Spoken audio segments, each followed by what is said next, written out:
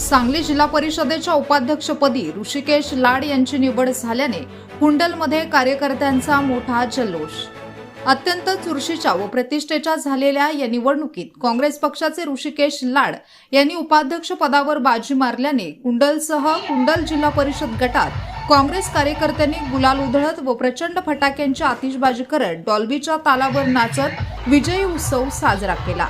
या निवडीसाठी आमदार जयंत पाटील, आमदार डॉक्टर विश्वजित कदम, खासदार विशाल पाटील, रयत शिक्षण संस्थेचे उपाध्यक्ष महेंद्र लाड यांनी जोरदार प्रयत्न केले।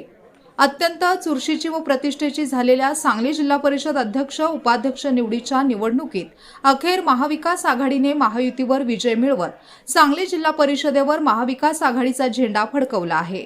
आमदार जयंत पाटील, आमदार डॉक्टर विश्वजित कदम, खासदार विशाल पाटील यांनी यासाठी जोरदार प्रयत्न करत करेक्ट कार्यक्रम केला। निवडीनंतर आमदार जयंत पाटील, आमदार डॉक्टर विश्वजित कदम, खासदार विशाल पाटील यांच्या हस्ते पुष्पहार देऊन सत्कार करण्यात आला।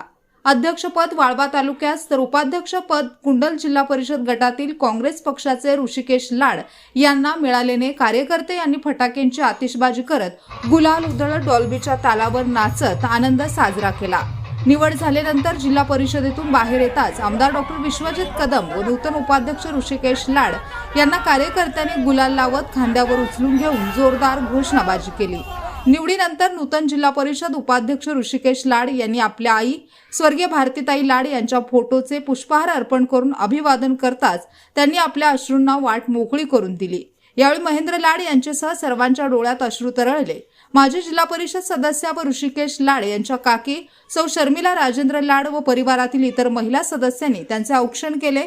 यावेळी महेंद्र लाड, राजेंद्र लाड, रोहन लाड उपस्थित होते। ऋषिकेश लाड यांच्या निवडीने काँग्रेस कार्यकर्त्यांच्या मध्ये मोठा उत्साह निर्माण झाला आहे।